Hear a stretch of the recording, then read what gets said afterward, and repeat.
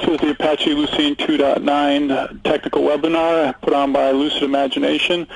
My name is Grant Ingersoll, and we are going to go over what's new with the forthcoming Lucene 2.9 release that is about to be released any day now, probably tomorrow.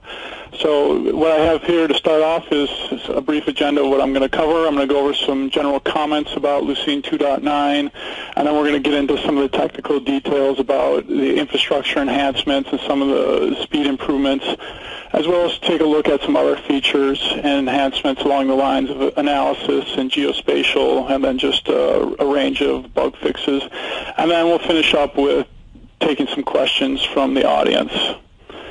To start off, as I said, my name is Grant Ingersoll. I'm a Lucene and Solar committer, have been for quite some time now. I'm also the co-founder of the Apache Mahout project, which is a sister project to Lucene focused on machine learning.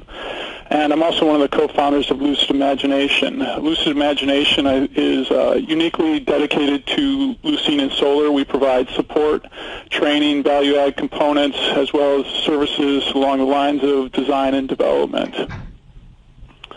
With those introductions out of the way, I'd like to start off with some general comments about 2.9.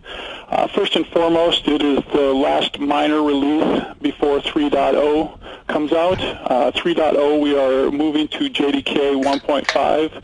As many of you know, Lucene has been on 1.4, or at least supported 1.4 for quite some time now.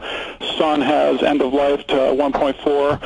In all practical matters, most people are running on 1.5 or 1.6 as it is now. So what we are saying is we are no longer going to be supporting 1.4 as a platform. Okay. The other part about the moving to between 2.9 and 3.0 is anything that is now deprecated in 2.9 will be removed in 3.0. So that if you can compile against 2.9 and remove deprecations, you should then be able to have a clear path to go to 3.0. For those of you coming from 2.4.0 or 2.4 to 1 to the 2.9 release, there's some things that you should know, and most of those are covered in the changes.txt file that is included with the distribution.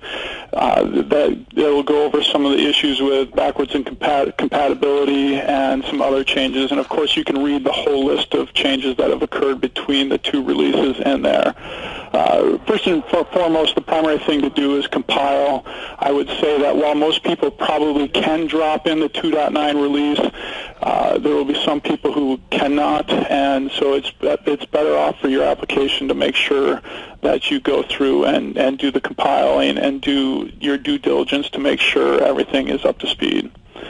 The other general thing is most applications in most situations should be faster. So everyone should benefit from some of the internal changes that I'm going to talk about in the next few slides. But of course, do your due diligence, take your time, test out what happens when you upgrade your application, and once you've certified it, then you can put it into production.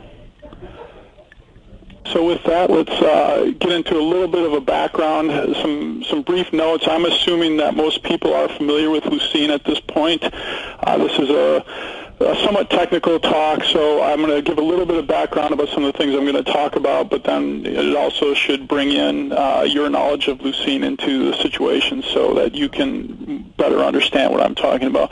For those of you who are completely new to Lucene, I'll give some resources at the end, and of course I'll put in a plug for some of my colleagues, Eric Hatcher, who is one of the co-authors of Lucene in Action, which is a great place to get started with learning the basics of Lucene.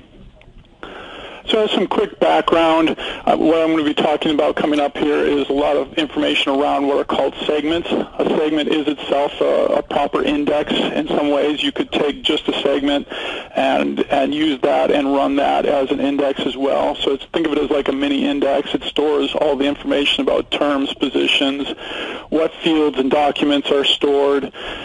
If you want to know more about what a segment is and what goes into the segments in Lucene, you can go follow that link for the file formats there. That is the link for 2.4.1, but as soon as 2.9.0 is officially released, that documentation will be up on the website and you can see it there.